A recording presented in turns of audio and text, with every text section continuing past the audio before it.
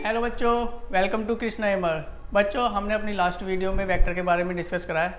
आज का जो टॉपिक है वो हमारा डिस्टेंस और डिस्प्लेसमेंट है। तो आज डिस्टेंस और डिस्प्लेसमेंट के ही बारे में पढ़ेंगे कि डिस्टेंस क्या होती है और डिस्प्लेसमेंट क्या होती है। ठीक है, तो आज के टॉपिक स्टार्ट करने जा रहे हैं हम। तो हमारा जो टॉपिक है वो है हमारा डिस्टेंस। अब डिस्टेंस होती क्या है? हिंदी में बोलते हैं डिस्टेंस को दूरी। क्या? दूरी बोलते हैं। अब डिस्टेंस होती क्या है, यानी दूरी किसको बोलते हैं, कैसे डिफाइन करेंगे दूरी को, या ये कैसी क्वांटिटी है, क्या इसकी यूनिट्स होती है। ठीक है, ये चीज़ें चेक करेंगे। तो डिस्टेंस जो है वो क्या है? एक लेंथ है। डिस्टेंस एक लेंथ है जो एक मूविंग ऑब्जेक्ट के द्वारा कवर की जाती है, यानी गतिशील पिंड के द्वारा तय किया गया पथ की लंबाई जो होती है वो हमारी डिस्टेंस कहलाती है। ठीक है, यानी देख लेते हैं एक बार। सपोज हमारा ये ऑब्जेक्ट, ये एक पाथ है, ये एक हमारा पाथ है, और सपोज ये ऑब्जेक्ट हमारा यहाँ पर रखा हुआ। अब ये ऑब्जेक्ट जो इस पाथ की जो लेंथ कवर करेगा, अब ये इस ऑब्जेक्ट के द्वारा कवर की गई जो लेंथ है वो भी किसकी? इस पाथ की। ये क्या कहलाएगी? हमारी डिस्टेंस कहलाएगी। वो भी इस ऑब्जेक्ट के द्वारा जो तय की गई लंबाई, यानी कवर की गई जो लंबाई है इस पाथ की, वो क्या कहलाएगी? हमारी डिस्टेंस कहलाएगी। ठीक है, तो इसकी डेफिनेशन देखेंगे अब। दी total length, total path length, total path length covers by an moving object in any time, या in time, in any time, यानी the total path length covers by an moving object in any time, it is known as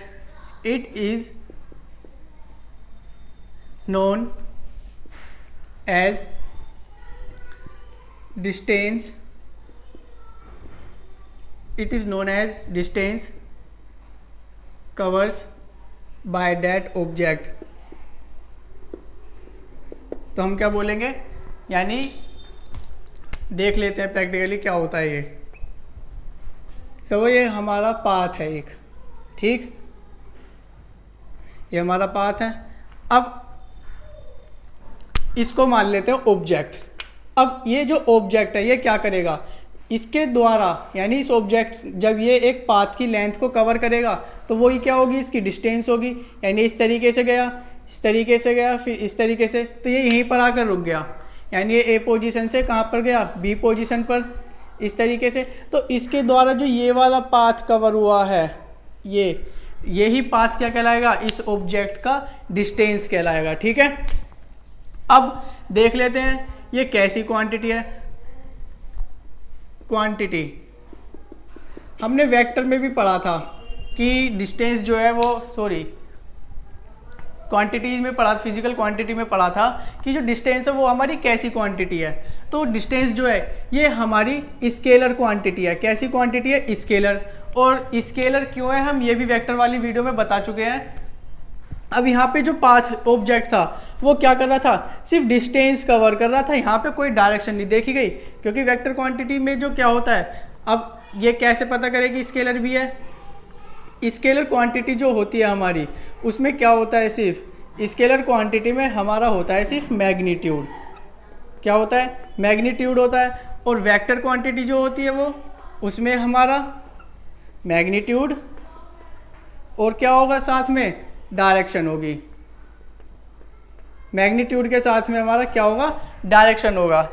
पर यहाँ पर क्या कर रहा है object? यहाँ पर उसने डायरेक्शन देखी, यहाँ पे डायरेक्शन से मतलब नहीं है हमें। यहाँ पर तो बस उसके द्वारा पाथ की कवर, यानी जो पाथ की लेंथ है वो देखी गई है कि इसने पाथ की लेंथ कितनी कवर करी है। सपोज इसने 40 मीटर कवर करी है ये लेंथ, तो यहाँ पे हमें डायरेक्शन नहीं है, सिर्फ मैग्नीट्यूड है। तो इस वजह से ये डिस्टेंस हमारी कैसी क्वांटिटी है? वेक्टर क्वांटिटी है। या सपोज ये वाला पाथ में अगर हमारे पास सर्कुलर पाथ है ये, ठीक है। अब ये ऑब्जेक्ट हमारा यहाँ पर रखा हुआ है और इस तरीके से जाके रुक गया यहाँ पर अपना बी पोजीशन पर, तो यहाँ पे कोई डायरेक्शन नहीं देख रहे, सिर्फ इसकी डिस्टेंस यानी इसके द्वारा कवर जो पाथ की लेंथ है जो कवर करी है इसने बस वही देखेंगे। तब इस केस में ये जो क्वांटिटी होगी ये हमारी स्केलर क्वांटिटी होगी, ठीक है। और स्केलर क्वांटिटी है ये। अब देखते हैं इसका कि ये इसकी यूनिट्स क्या होती हैं। क्वांटिटी है ये हमारी स्केलर, ठीक। अब देखते हैं इसका यूनिट कि ये कैसी यूनिट है। अब इसकी जो यूनिट होती हैं वो हमारी मीटर्स भी होती है, मीटर में भी हम डिस्टेंस को मापते हैं, सेंटीमीटर में भी मापते हैं, किलोमीटर में भी मापते हैं, और बहुत सारी यूनिट्स हैं जिसमें हम डिस्टेंस को मापते हैं यानी मेज़र करते हैं उनको, ठीक है। एक प्रॉपर्टी है इसकी, प्रॉपर्टी बोल सकते हैं डिस्टेंस नेवर ज़ीरो, आप बोल सकते हैं डिस्टेंस कांट बी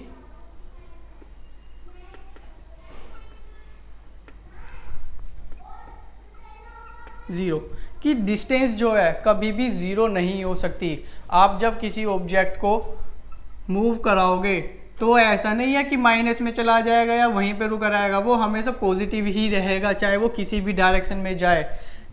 यानी जो डिस्टेंस है वो कभी भी ना तो निगेटिव होगी ना ही कभी ज़ीरो होगी, वो सिर्फ हमेशा कैसी रहेगी, पॉजिटिव रहेगी, ठीक है। यानी ज़ीरो भी नहीं हो सकती ना ही निगेटिव होगी, सिर्फ पॉजिटिव, ठीक। तो डिस्टेंस है। अब देखेंगे हम, और इसकी जो हिंदी में डेफिनेशन है वो ये बनेगी कि गतिमान पिंड द्वारा तय किया गया कुल पथ की लंबाई को दूरी बोलते हैं। यानी किसी गतिमान पिंड द्वारा तय की गई पथ की लंबाई उस पिंड की दूरी कहलाएगी, ठीक। अब नेक्स्ट डिस्प्लेसमेंट देख लेते हैं। डिस्प्लेसमेंट क्या होता है, ये तो स्केलर क्वांटिटी थी और इसकी यूनिट्स भी हो गई है, तो अब देख लेते हैं डिस्प्लेसमेंट। डिस्प्लेसमेंट इंटरेस्टिंग है।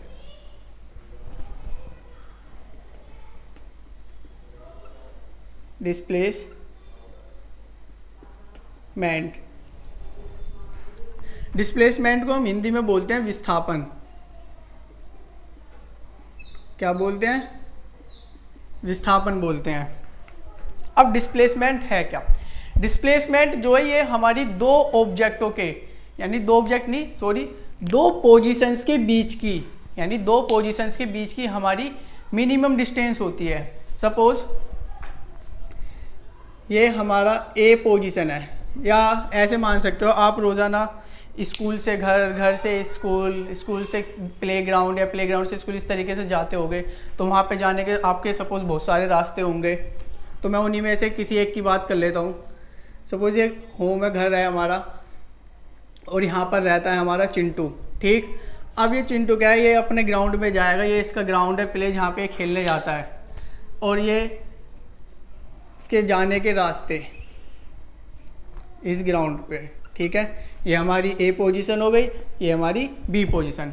अब चिंटू क्या करता है, कभी इस रास्ते से जाता है कभी इस रास्ते से जाता है, पर डिस्प्लेसमेंट क्या बोल रहा है, डिस्प्लेसमेंट ये बोलता है कि हम जो है दो पॉइंट के बीच की मिनिमम दूरी होंगे, तो डिस्प्लेसमेंट ये बोलेगा। तो यहाँ पर एक रास्ता तो ये है और एक रास्ता ये है, तब इस केस में जब देखेंगे तो यहाँ पर जो मिनिमम डिस्टेंस है दो पॉइंट के बीच की वो कौन सी है, ये वाली है।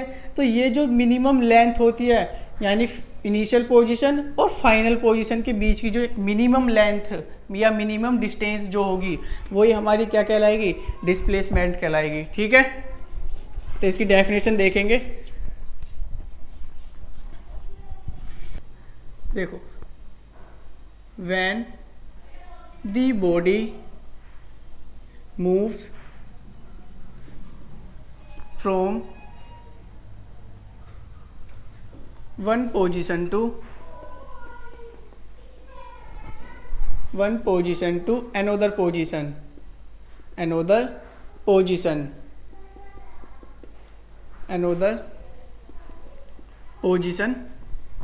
then the shortest distance between the initial position initial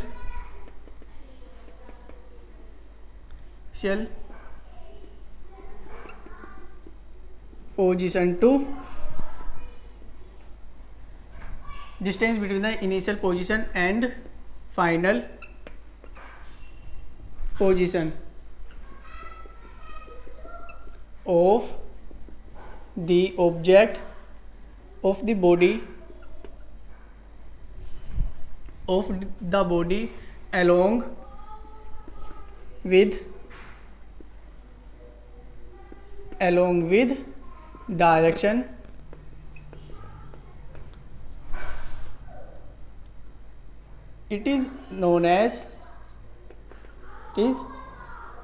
along with direction is known as displacement.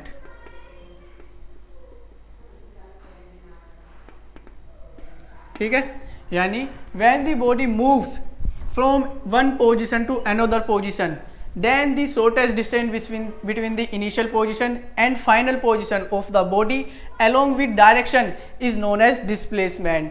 ठीक है, तो ये डेफिनेशन है इसकी। एक देख लेते हैं इसका प्रैक्टिकली कैसे होगा ये। हालांकि स्टार्टिंग में देख लिया था। सपोज ये हमारा एक पाथ है, ठीक है, और ये ऑब्जेक्ट है हमारा ए।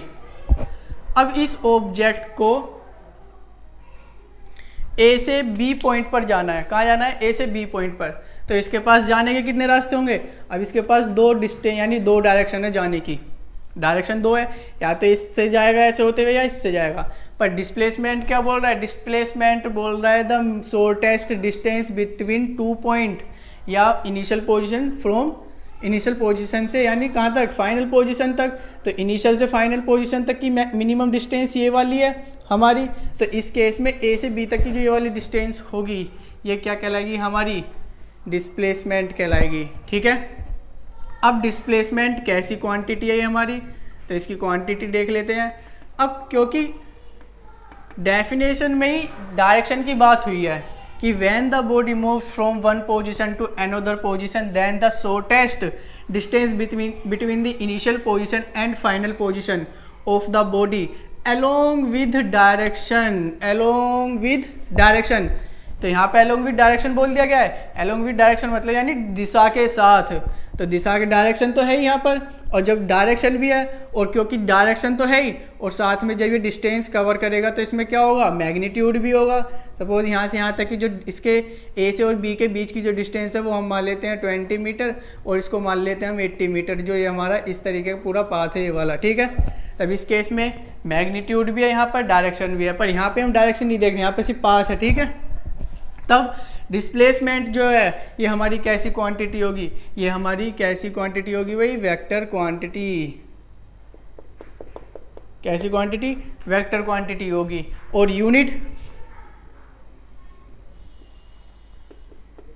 यूनिट कैसी होगी? अब यहाँ पर जो डिस्प्लेसमेंट है ये नहीं है कि यूनिट नहीं होने के, इसकी यूनिट भी है इसकी। अब ये है तो एक डिस्टेंस ही जो कवर कर रही है, तब इस केस में इसकी जो यूनिट्स बनेंगी वो भी हमारी जो डिस्टेंस की थी वही सेम होंगी, मीटर, किलोमीटर, सेंटीमीटर एटसेट्रा। ठीक है, अब क्वांटिटी हो गई, यूनिट्स हो गई, डिस्प्लेसमेंट डेफिनेशन हो गया। इसकी भी प्रॉपर्टी है कुछ, इसकी हिंदी में डेफिनेशन देखते हैं। अब हिंदी में जो डेफिनेशन है वो क्या होंगी कि जब कोई बॉडी या जब कोई पिंड एक पोजीशन से यानी एक स्थान से दूसरे स्थान पर गति करता है तब उसकी प्रारंभिक स्थिति तथा अंत स्थिति के बीच की प्रारंभिक स्थिति तथा अंत स्थिति के बीच की मिनिमम यानी छोटी दूरी को क्या बोलेंगे हम? विस्थापन बोलेंगे। ठीक है, क्या बोलेंगे? विस्थापन बोलेंगे। या शॉर्ट में याद रखा जा सकता है दो बिंदुओं के बीच की मिनिमम डिस्टेंस। ठीक है, उसको हम क्या बोलेंगे? डिस्प्लेसमेंट बोलेंगे। अब इसकी कुछ प्रॉपर्टीज भी हैं डिस्प्लेसमेंट की, वो भी देख लेते हैं। अब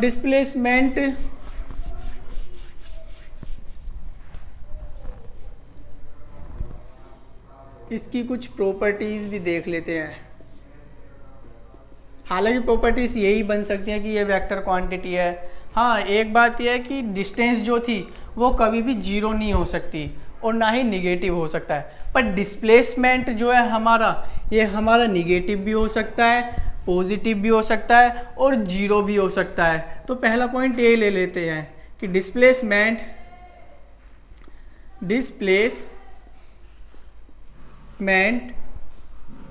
can be positive and negative. ठीक है, यानी हमारी कैसी पॉजिटिव क्वांटिटी, पॉजिटिव भी हो सकता है और निगेटिव भी हो सकता है। Second, displacement can be zero. Displacement हमारा जीरो भी हो सकता है। अब ये पॉइंट कैसे प्रूव करें कि हाँ ये चीज़ें हो सकती है या नहीं हो सकती हैं, तो देखते हैं डिस्प्लेसमेंट जीरो कैसे हो सकता है, जबकि डिस्प्लेसमेंट भी तो एक डिस्टेंस है, डिस्टेंस तो जीरो नहीं हो रही, तो डिस्प्लेसमेंट जीरो कैसे हो गया, तो इसको देखते हैं। सपोज एक कार है हमारी, ठीक है, कार बना लेते हैं एक, ये हमारी कार है। अब ये ए पोजीशन से कहाँ पर जाएगी, बी पोजीशन पर जा रही है, यानी ए पोजीशन से बी पोजीशन पर आना है इसको। ठीक है, तो देखेंगे कि इसका जो डिस्प्लेसमेंट होगा क्या वो जीरो हो सकता है या नहीं हो सकता है। तो ये किस तरीके से गई, इस ए पोजीशन से बी पोजीशन पर किस तरीके से जाएगी ये देखेंगे। तो यहाँ को बना देते हैं, उधर सॉल्यूशन कर लेंगे इसका। ठीक है, या बना लेंगे, देखते हैं। सपोज या बना ही लेते हैं, चलो यहीं पर।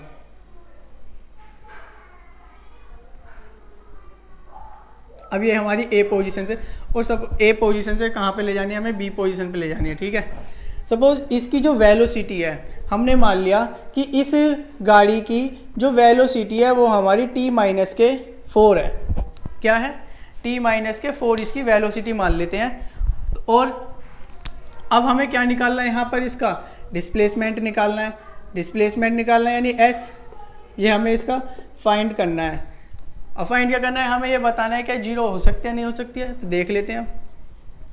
तो आपने एक फॉर्मूला पढ़ा होगा डिस्प्लेसमेंट का कि s इक्वल्स टू होता है integration v into D T होता है। और ये जो वेलोसिटी है, सपोज हमें जो डिस्टेंस निकालनी है वो हमें निकालनी है 0 टू, यानी इसके बीच में फाइंड करेंगे 0 टू 8, यानी इतने टाइम के बीच में इसकी जो टाइमिंग है 0 से 8 सेकंड के बीच इसकी डिस्टेंस बताओ क्या होगी, कि इतने टाइम में कितनी डिस्टेंस कवर करेगी। ठीक है, यानी 0 से 8 सेकंड, पहले मान लो ये 0 सेकंड से स्टार्ट हुई, तो 8 सेकंड बाद इसकी डिस्टेंस कितनी होगी वो देख लेते हैं। डिस्टेंस या डिस्प्लेसमेंट यही पता लग जाएगा हमें कि ये डिस्टेंस हो गया, डिस्प्लेसमेंट होगा। ठीक है, तो देख लेते हैं, या इसको x मान लेते हैं, हमें डिस्प्लेसमेंट माना था d मान लो, या कुछ भी मान सकते हैं, तो इसको x मान लेते हैं। ठीक है, तो x इक्वल्स टू v कितना है, v हमारा है t-4 इंटीग्रेशन dt। ठीक है, अब इंटीग्रेशन भी कहाँ से कहाँ तक है, 0 से 8 तक, यही तो बोल रहा है ये हमारा। 0 से 8 तक करके दिखाओ इसको, 0 से 8। ठीक, तो अब इसका इंटीग्रेशन करेंगे। अब इंटीग्रेशन के कुछ फॉर्मूले होते हैं, वो मैथ में जब हम आने वाली वीडियो में 10th क्लास के लिए भी बात करेंगे, 10th क्लास के लिए भी मैं बैच लेके आऊँगा जल्दी से, और मैथ के लिए भी हम करेंगे। ठीक है, तो x बराबर 0 से 8 हो गया ये और t-4 dt हो गया। ठीक है, बहुत अच्छे, आगे देखते हैं इसको, इंटीग्रेशन करते हैं इसको। तो ये इंटीग्रेशन करते टाइम ये हो जाएगा हमारा t²/2, और जब 4 का करेंगे तो आएगा -4 इंटू टी, ये हो जाएगा, और लिमिट हो जाएगी 0 टू 8 हो जाएगा। तो x बराबर इसकी लिमिट रखते हैं 8² 64 हो जाएगा, (2 -4 × 8 ये हो जाएगा। तो x इक्वल टू कितना हो गया, इसको सोल्व करने पर कितना आएगा 32, इसको सोल्व करने पर कितना आ जाएगा हमारा 32। तो जब 32 जाएगा कितना बचेगा 0, तो ये हो गया। तो हम कहते हैं इस केस में ये क्या आ गया, x की वैल्यू 0 आ गई, तब हम कह सकते हैं कि डिस्प्लेसमेंट जो है वो क्या हो सकता है, 0 हो सकता है, बिल्कुल। ठीक है, देखो अब नेक्स्ट पॉइंट। अब आपसे कोई ये पूछने लग जाए कि डिस्टेंस और डिस्प्लेसमेंट कब एक दूसरे के इक्वल होंगे, कि when the displacement are equal to distance, यानी डिस्प्लेसमेंट जो है वो कब हमारा डिस्टेंस के इक्वल होगा। सपोज हमारे पास कोई ऑब्जेक्ट है, ठीक है, और अगर इस ऑब्जेक्ट ए पोजीशन से बी पोजीशन तक मोशन देखते हैं, ये अगर इस ऑब्जेक्ट का मोशन एक स्ट्रेट लाइन में होता है, सिर्फ सीधी रेखा में, ठीक है, तब इस केस में क्या होगा, ये मान लो ए पोजीशन है, तब ये ए पोजीशन से हमारा बी पोजीशन एक सीधी रेखा में मोशन करेगा, यानी स्ट्रेट लाइन में करेगा। तब इस केस में क्या होगा, जो भी डिस्टेंस ये कवर करेगा वो डिस्टेंस हमारी डिस्प्लेसमेंट के इक्वल होगी। तो मेन जो रीज़न है वो यही है कि डिस्टेंस और डिस्प्लेसमेंट, यानी डिस्टेंस ये इक्वल होगी हमारी डिस्प्लेसमेंट के, कब, जब मोशन कैसा होगा हमारा, मोशन होगा हमारा कैसा, स्ट्रेट लाइन में, यानी ये ए पोजीशन से बी पोजीशन पर आ गया, ठीक है। अब ए पोजीशन से जब ये बी पोजीशन पर आया तो सपोज इसने 3 किलोमीटर मान लेते हैं, 3 किलोमीटर डिस्टेंस कवर कर ली, तब ये ना तो वापस गए ना ही ये कहीं और गया, यानी ए से बी पर आकर रुक गया भाई साहब ये, ठीक। तब इस केस में जितनी इसने डिस्टेंस कवर करी है उतना ही डिस्प्लेसमेंट होगा। डिस्प्लेसमेंट भी तो ये बोल रहा है 2 पॉइंटों के बीच की डिस्टेंस, यानी इनिशियल पोजीशन से फाइनल पोजीशन के बीच की जो मिनिमम डिस्टेंस है, तो मिनिमम डिस्टेंस यही है 3 किलोमीटर, तो इसी को हम डिस्प्लेसमेंट बोल सकते हैं, ठीक है। और सपोज ये हमारा अब भाई साहब बी से वापस ए पर आ गया, ठीक है, अब वापस ए पर आ गया तो हम कह सकते हैं अब इस केस में जो डिस्प्लेसमेंट होगा वो क्या होगा, 0 होगा। क्यों, क्योंकि इसकी फाइनल पोजीशन और इनिशियल पोजीशन क्या हो गई, सेम हो गई। तो यहाँ से हम फॉर्मूला बना सकते हैं डिस्प्लेसमेंट को फाइंड करने का, कि कैसे हम डिस्प्लेसमेंट को फाइंड करें। वो तो न्यूमेरिकली हमने प्रूफ कर लिया था कि डिस्प्लेसमेंट 0 हो सकता है, पर डिस्प्लेसमेंट अदरवाइज आप जब निकालेंगे तो कैसे निकालेंगे, कि किन्हीं भी 2 पॉइंट के बीच की जो डिस्टेंस है वो डिस्प्लेसमेंट है, तो डिस्प्लेसमेंट की न्यूमेरिकली वैल्यू कैसे फाइंड करोगे। तो इसका जो नॉर्मली फॉर्मूला होता है वो देख लेते हैं। तो डिस्प्लेसमेंट जो होता है वो इक्वल होता है हमारा final position minus initial position,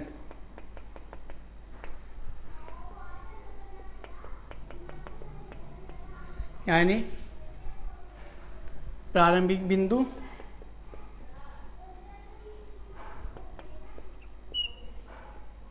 प्रारंभिक स्थिति और ये अंतिम स्थिति।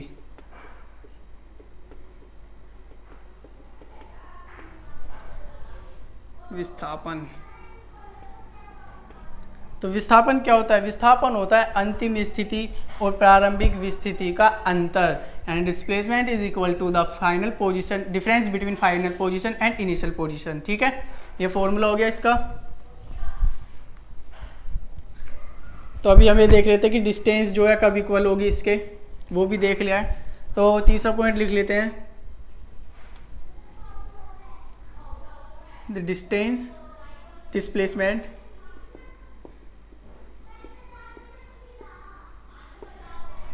is equal to the displacement is equal to the distance is equal to the distance when the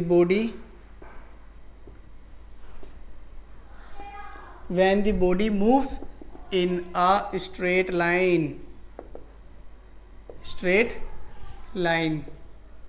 यानी डिस्टेंस जो है डिस्प्लेसमेंट यानी विस्थापन दूरी के बराबर होता है, कब, जब उस पिंड द्वारा की गई मोशन या जो भी मोशन हो रहा है उसके द्वारा वो कैसा होगा, एक स्ट्रेट लाइन में होगा, ठीक है।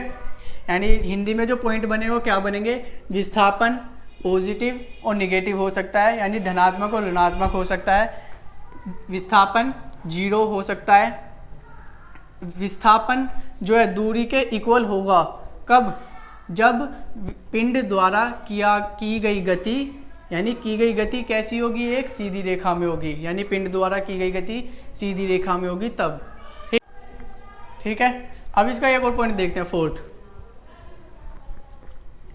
फोर्थ पॉइंट देख लेते हैं इसका। अब फोर्थ पॉइंट क्या होगा, कभी कभी क्या होता है कि जो डिस्प्लेसमेंट है, और डिस्प्लेसमेंट जो है ये कभी कभी वैल्यू को कम करता है डिस्टेंस के मुकाबले। कभी कभी क्या होगी, हमेशा डिस्टेंस की वैल्यू हमेशा मैक्सिमम होगी डिस्प्लेसमेंट के मुकाबले। क्यों? सपोज ये रही दो पोजीशन ए बी, एक तो जा रहा है भाई साहब इस रास्ते से, दूसरा आ रहा है इस रास्ते से, तो यहाँ पर तो डिस्टेंस देखा जाए तो ये वाली ज़्यादा है ना और ये कम है। ठीक है, तो इस पॉइंट को भी देख लेते हैं और यहाँ पे भी एक रिजल्ट मिलेगा हमें अच्छा सा, कि जो डिस्टेंस होती है, यानी डिस्टेंस क्या होता है, डिस्टेंस हमारी मैक्सिमम और इक्वल, डिस्टेंस हमारी कैसी होगी, हमेशा मैक्सिमम होगी, इक्वल होगी। इक्वल क्यों होगी, अभी हम यहाँ पर बात कर रहे थे स्ट्रेट लाइन में, अगर मोशन स्ट्रेट लाइन में हो रहा है ऑब्जेक्ट का तो डिस्प्लेसमेंट और डिस्टेंस इक्वल होने वाली है। ठीक है, तो वो ग्रेटर देन भी होगी और इक्वल भी होगी, किससे, डिस्प्लेसमेंट से। किससे, डिस्प्लेसमेंट से। तब इस केस में हम क्या देखेंगे, तब हम इस केस में देखेंगे डिस्टेंस को सपोज हम मान लेते हैं डी मान लेते हैं, या डिस्टेंस ही रहने देते हैं। ठीक है, तब इस केस में हमें रिजल्ट क्या मिलता है, तब हमें रिजल्ट ये मिलेगा कि डिस्टेंस अपॉन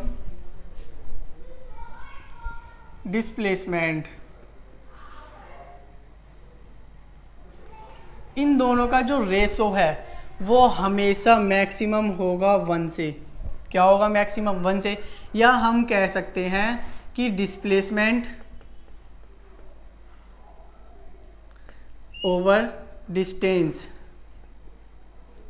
या डिस्प्लेसमेंट ओवर डिस्टेंस का जो रेशो होगा वो लेस देन होगा हमेशा 1 से। ये दोनों पॉइंट इंपॉर्टेंट होंगे हमारे न्यूमेरिकल के लिए। आगे हम न्यूमेरिकल भी करने वाले हैं इनके ऊपर। ठीक है, तो डिस्टेंस जो है वो हमारी मैक्सिमम होगी किससे, डिस्प्लेसमेंट से। तब इस केस में डिस्टेंस ओवर डिस्प्लेसमेंट का जो रेशो है वो हमेशा मैक्सिमम होगा किससे, मैक्सिमम यानी ग्रेटर इक्वल टू होगा हमारा 1 से, और डिस्प्लेसमेंट ओवर डिस्टेंस का जो रेशो है वो लेस देन इक्वल होगा किससे, 1 से होगा। ठीक है, इसको नोट कर लीजिए। तो I hope you will like this video and thank you so much for watching this video. बच्चों हम जल्द ही 10th क्लास के लिए भी फिजिक्स का बैच लेकर आ रहे हैं और उसमें भी बहुत सारे इंटरेस्टिंग क्वेश्चंस और टॉपिक्स होने वाले हैं। ठीक है, तो उन पर भी हम बहुत जल्द बात करेंगे।